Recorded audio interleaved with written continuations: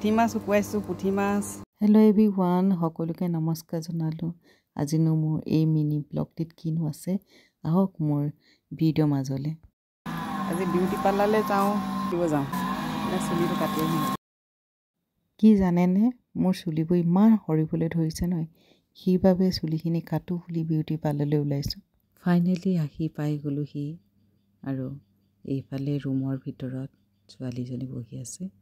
আৰু এইফালে চুলি কাট কৰি আছে এজন আৰু মই কিছু সময় বহিবলৈ কৈছে সেয়াই বহিছোঁ আৰু চুলিখিনি চাই লৈছোঁ মোৰ কিমানখিনি দীঘল আছিলে চুলিখিনি এবাৰ এনেকৈ চাই লৈছোঁ আৰু এইখিনি দেখিছেনে ভালেই দীঘল আছিলে আৰু এতিয়া চুলিখিনি কাটি পেলাই দিছে অকণ বেয়াই লাগিছে দীঘল চুলি ভাল লাগে কিন্তু সৰাৰ কাৰণে কাটিবলগীয়া হ'ল আৰু সেয়া কাটি মেলি আমি আহি আছোঁ বেটাৰ লগত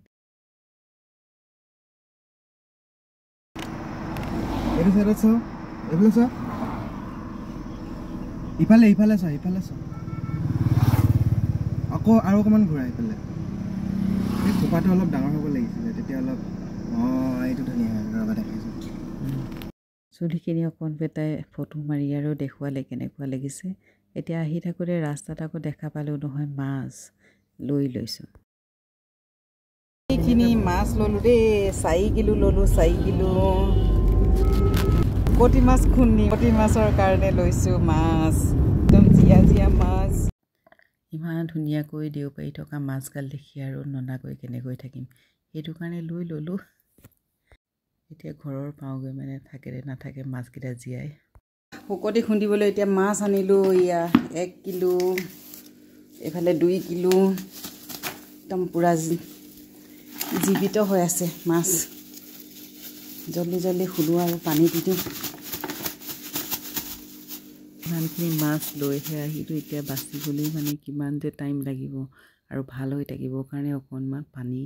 দি দিছোঁ মাছ গৈ পানী অকণ ঢালি দিবা হাচোন মাছখিনি ভালকৈ চফা কৰিও ধুই ল'বও লাগিব আৰু বেছি দেৰিলৈকে এনেকৈ থাকিলে নবচাকৈ গোন্ধাব গতিকে পানী অকণমান দি তাজাৰ কৰি ৰাখিছোঁ এয়া বাচিবলৈ লৈ আছোঁ মাছখিনি বাহিৰত আজিয়েতো একদম মূৰহে বিষাইছে আৰু এনেহে আনিলোঁ নিচিনা লাগিছে ইমানখিনি মাছ কেতিয়া বাচি শেষ কৰিম আৰু ধেমালি নি আৰু পেটু নকৰাকৈ যদি দিওঁ মাছখিনি মানে সোনকালে নুশুকায় গতিকে পেটুকাৰি যদি দিওঁ তেতিয়া সোনকালে শুকাই যাব আৰু কিছুমান মাছ এই গোটা গৰৈ মাছ চেঙেলী মাছ জীয়াই আছে সেইখিনি ধুনীয়াকৈ এতিয়া বাচি আছোঁ অলপ বাচি মই এতিয়া জুই একুৰা জ্বলাই আৰু চালনী পাতিয়ে দিছোঁ ইফালে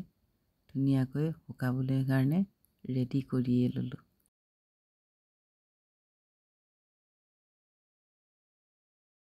মাছ বচা হৈ গ'ল আৰু জুই একুৰা ধৰি একেবাৰে মাছ দি দিছোঁ আৰু চালনীত শুকান মাছ খাম শুকতি মাছ বনাম শুকুৱাবৰ কাৰণে বিলঙনি ছিঙিছোঁ এয়া বাৰীতে থকা বিলঙনি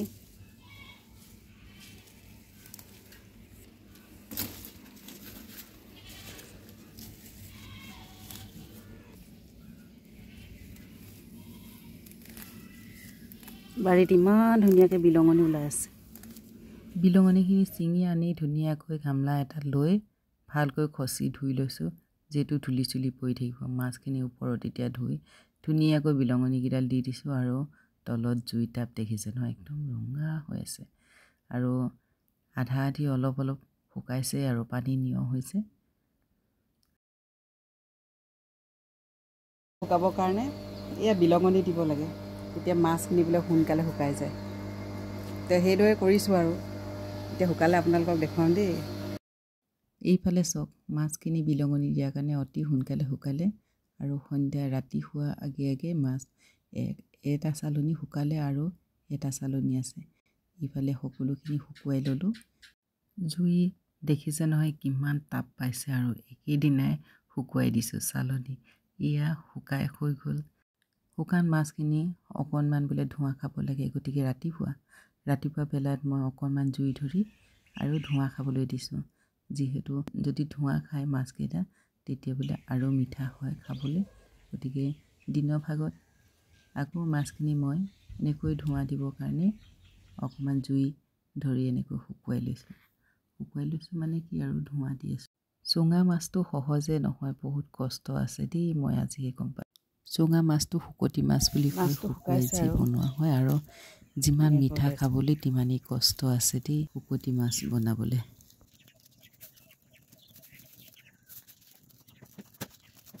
আজি চাটনি এটা ধুনীয়াকৈ বনাম, বিলাহী, ৰচুন, আদা এইবিলাক দি।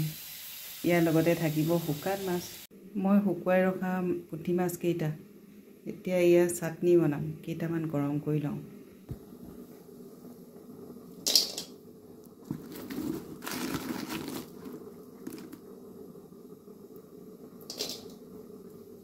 চাটনি বনাবলৈ বেছি নালাগে নহয়, কমকৈ হ'লেও হৈছে।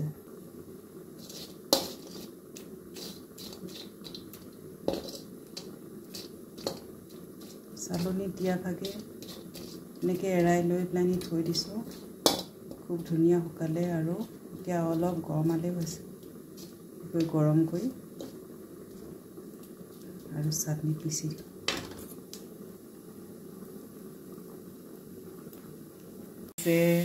আমাৰ অসমীয়াৰ চাটনি, পিটিকা, বিলাহী পিটিকা একদম মানে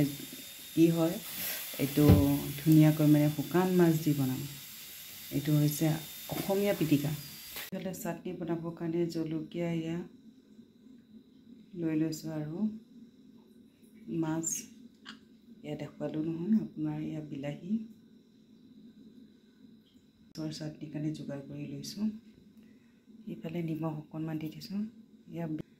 খাবলৈ খুব ভাল লাগে। এয়া চাটনিটো পিচিবৰ কাৰণে লৈছোঁ এইটোৱে। এইফালে ধুনীয়াকৈ চাটনিটো পিচি ল'লোঁ। দেখিবলৈ এনেকুৱা আৰু খাবলৈ খুব তৃপ্তি দেই, বহুত তৃপ্তি লাগে খাবলৈ।